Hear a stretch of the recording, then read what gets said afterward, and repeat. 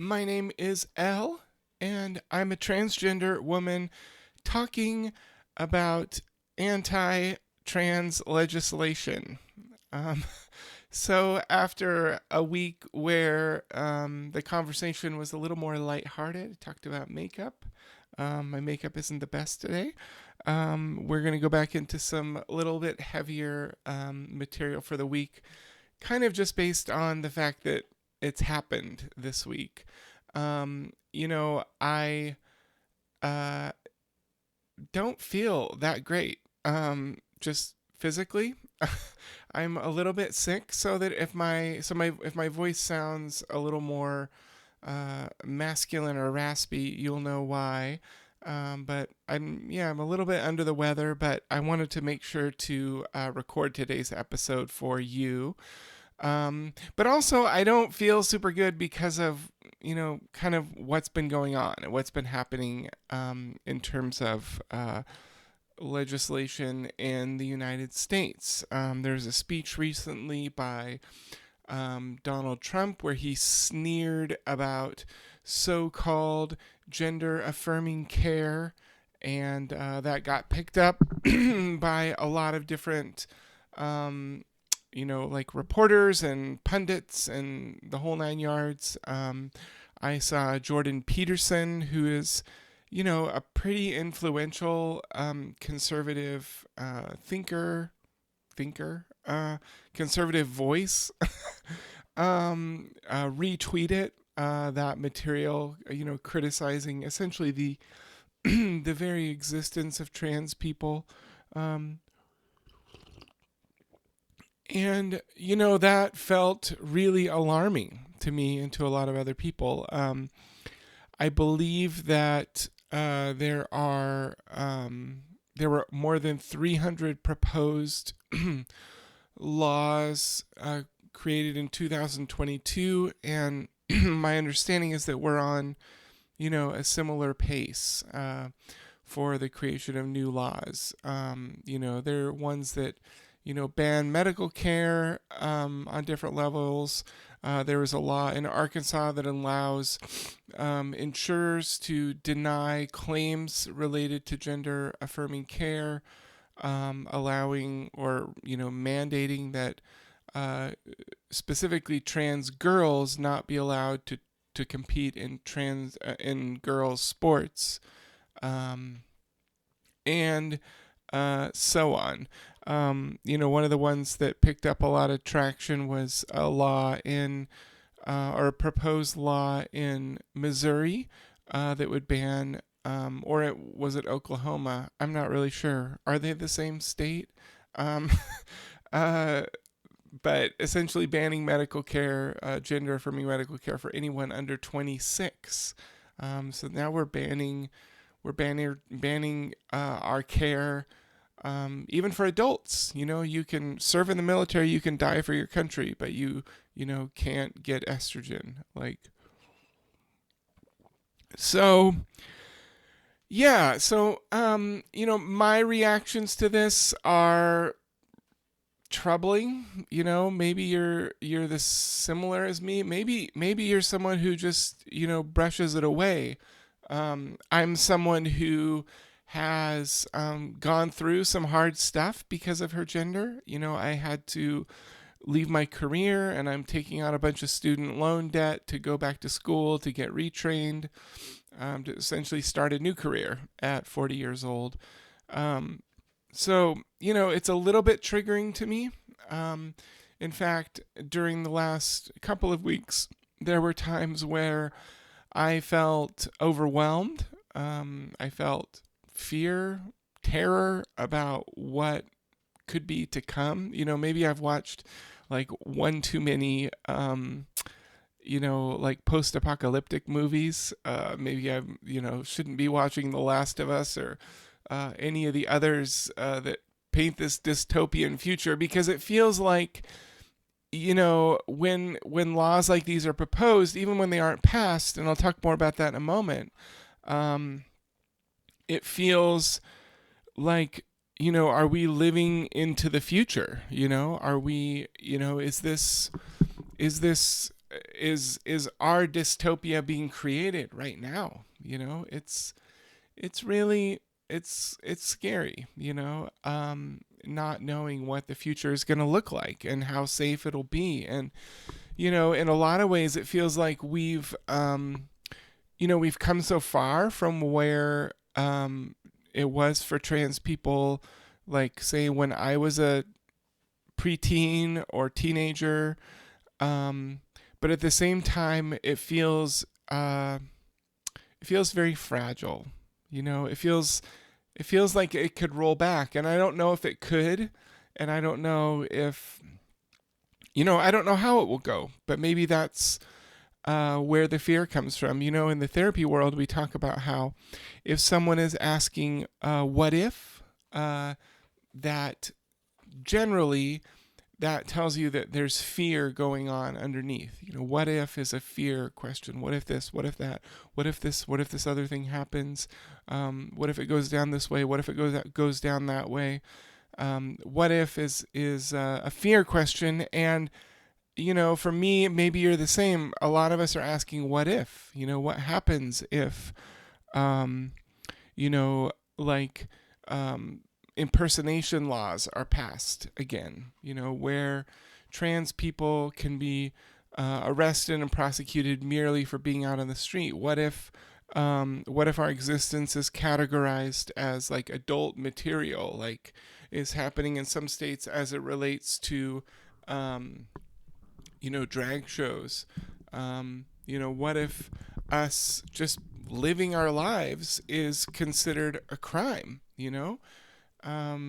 There's a lot of there's a lot of what ifs, and so that kind of leads me to feeling a little bit sick to my stomach, and I'm actually like physically sick right now. So it's not just um, it's not just this, but like I don't know, like maybe some of my physical symptoms have to do with the state of our country and my worry about these things. But it just feels like just heavy and gross, and it feels really vulnerable for me. Like I have a family.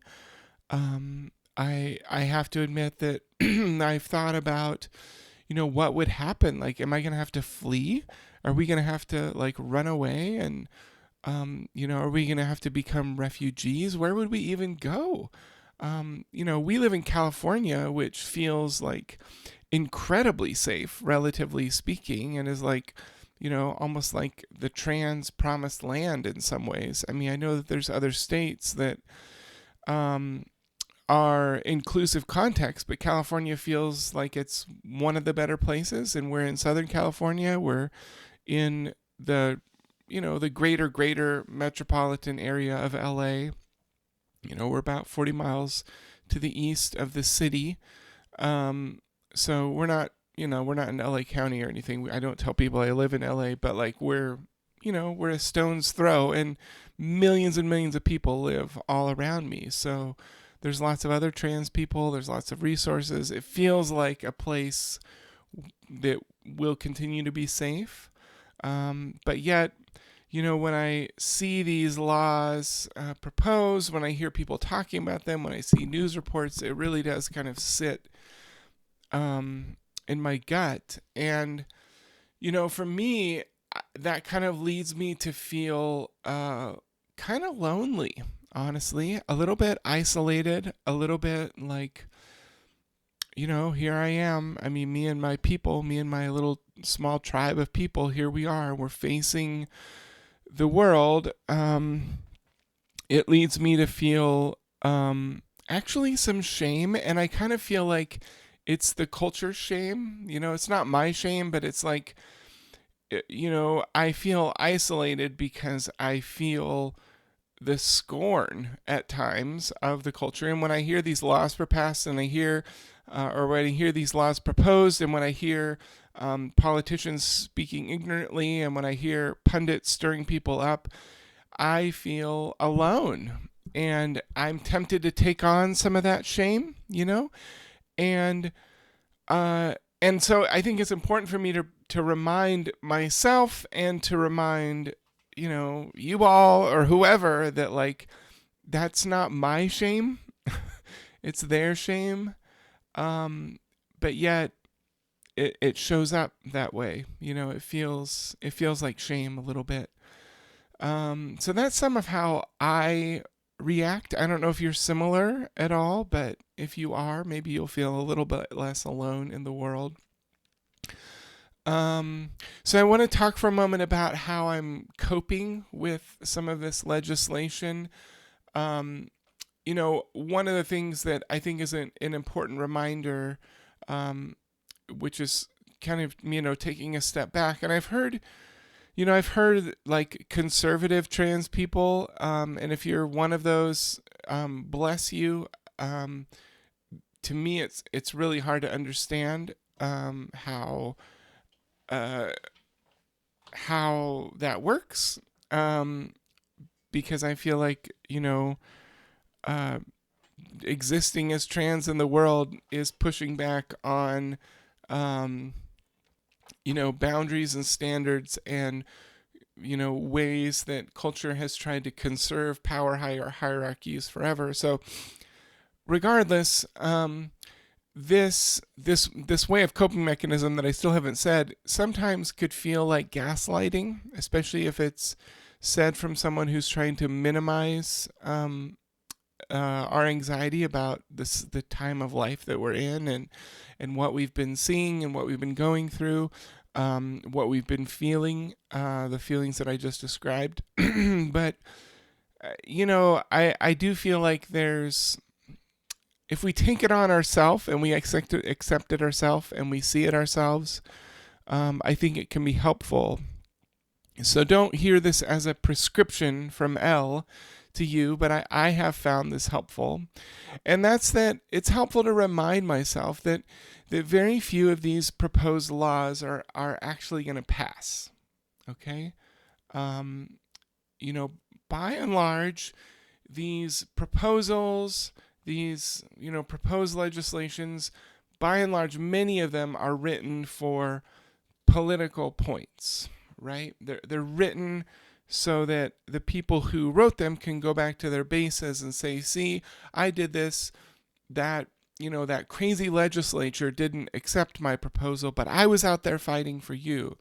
And I think that even Trump said what he said because he's doing exactly this. I don't think Trump has a single principle. I think he operates purely based on, a narcissistic hunt for popularity.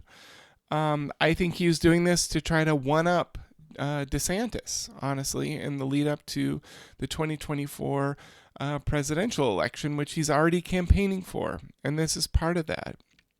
And so I think that even among the laws that will pass, I think many of them will be challenged and many of them will be overturned, So there may be some small kernel that resides, and I don't think that small kernel should be, ignored or minimized. I think that there is a lot of likelihood to create a lot of harm for a lot of people, but I don't think it's as bad as the headlines might lead us to think. There were more than 300 anti-LGBTQ bills proposed last year in 2022, but less than 30 actually became law.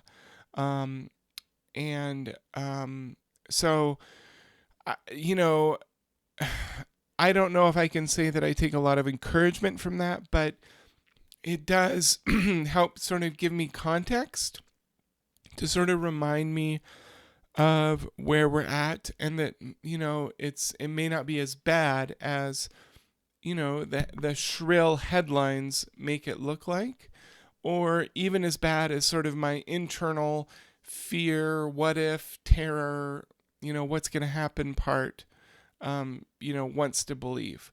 So that reminder is helpful for me.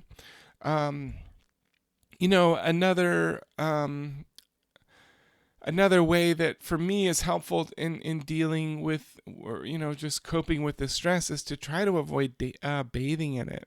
On my phone in the last couple of weeks, I've deleted all my social media apps because I had found myself just like, doom scrolling and going through Reddit and going through Reddit. And I mentioned Reddit a couple of weeks ago, and it is just not good for my headspace to be constantly seeing reminders of the pain that we're going through. And that's not like me trying to put my head in the sand, but like I can't live in a constant state of fight, flight, or freeze. I just can't. None of us can. And so I've tried to avoid bathing in it and trying honestly just to be honest about what is and isn't happening. So, that may include acknowledging that there are laws that have been proposed, and it may also include acknowledging that not all of them will be passed and some of them will be overturned, and some of that involves deleting social media from my phone and only accessing it, through my computer when I'm making more of a conscious choice. Likewise, and I'll link this article in the show notes, but there was a woman named Caitlin Burns who wrote an opinion piece for MSNBC, and she talked about how hyper focusing on every single one of these bills may actually hurt us more than it may help us, and that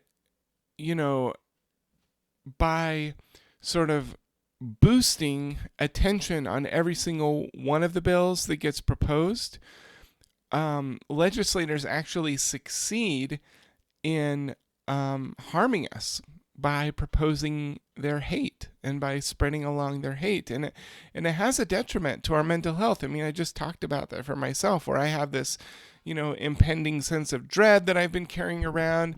I've had this renewed sense of shame that's come up. And a lot of that has to do with having my attention drawn to these bills. And it's sort of like by talking about, by boosting attention to, by hyper-focusing on every single thing that's proposed, we may, and I'm not saying that this is, for sure, but we may be like counterintuitively harming ourselves and harming our community, and sort of allowing legislators to harm us, which is their goal, but harming us sort of in a backdoor way, where it's like the harm comes from the proposal itself, and so, one of the ways that we may be able to respond that might be helpful is to think about local politics. In my city recently, there were a number of different Proud Boys types groups that showed up at local school boards, local city councils to propose or to protest LGBTQ inclusiveness in our city, to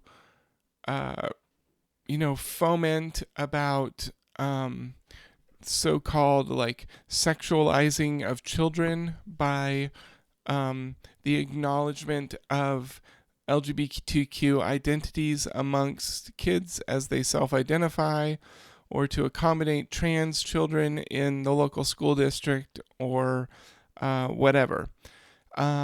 So that happened in my local city, and there was a candidate that was being pushed in the last election by these people who actually did not win, luckily. But I wrote a letter. I submitted it formally to the school board. It was read at a meeting. That's what I could do.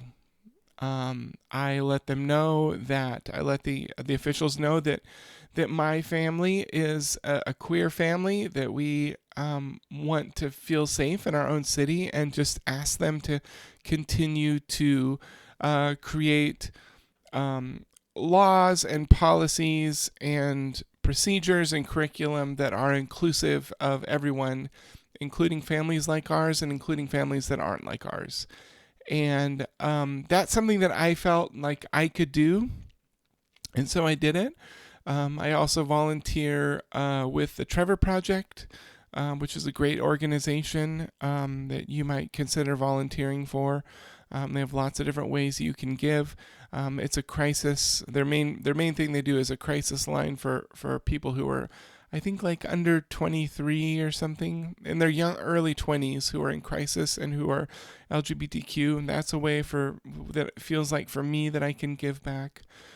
Um, you know, I think that donating money, if you have that, donating money or giving resources to organizations that are in red states that are fighting this insanity, because, like I said, I'm in California. It feels like a fairly safe place to be in at the moment. Um, and so, potentially giving money to the ACLU or other similar organizations that are working in red states. I was on the ACLU website last night looking at what they're doing. There's a current law being challenged in Arkansas that prevents health care for trans youth, and what I understand, de facto also allows insurance companies to deny care to trans people. That's being challenged in court by the ACLU right now. And so, um, that may be a way to cope with this, to fight back in constructive ways. Also, for me, for some of you as well, um, hearing about this stuff, being faced with this hate in our culture, hearing the conversations around it, if you're stealth, or if you're not out of the closet, you may be exposed to your coworkers or family members or church members, talking and essentially exposing their own transphobia and homophobia. Um, so, and that can be really traumatic. It certainly is traumatic for me. Like it's traumatizing to hear people you love talk about people like you in ways that are dismissive, hateful, cruel, etc. It's scary. So for me, just doing self care is really important. Exercise, eating good kinds of food, spending time with family who are supportive, um, or spending time in spaces that feel supportive. All of those kinds of things for me can be really helpful in sort of soothing the way that trauma can be activated in my body because of that. So, before I close it out, I just want to offer a couple of bits of context, maybe. Um, I linked Marty Pironek a few weeks ago in one of my episodes. She has a great Instagram channel and TikTok channel called Marty Pants, and she's really wonderful. She's a trans elder. She's in her 60s, and is just a beautiful soul, a beautiful human being, a beautiful woman. And she's wise and calm, and in a lot of ways, she she embodies the kind of person that I want to be. Someone who's lighthearted and non-reactive and strong and confident. And one of the things she actually talked about this in a recent TikTok video that I will link here in the show notes so you can check it out. But essentially, she says, like, look, we've come so far, and I mentioned that, I grew up in the 90s, and I was, I was a child in the 80s, and I lived in a time when there were not visible trans people, and the ones that you could be aware of, they were on daytime trash talk TV shows, like Sally Jesse Raphael or Geraldo, where people laughed at us. And, we could not work in real jobs. Treatments were not available unless you had cash to pay for them. It was a different world. Like, changing your name or changing your gender was like anathema. Like so much uh, was different then. And we've come so far. We're so much more visible.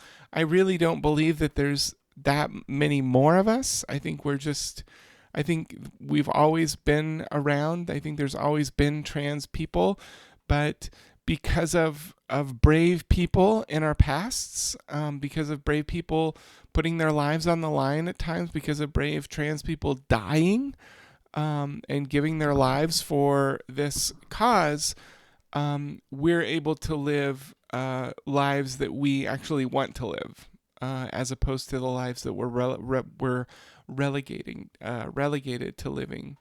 Um, you know, in Marty's little video, she kind of said like, look, we didn't have these problems of laws and all this kind of stuff. We didn't have these problems because we weren't in normal everyday spaces, and she says, look, you can't let the the genie's already out of the bottle. You can't put the genie back in the bottle.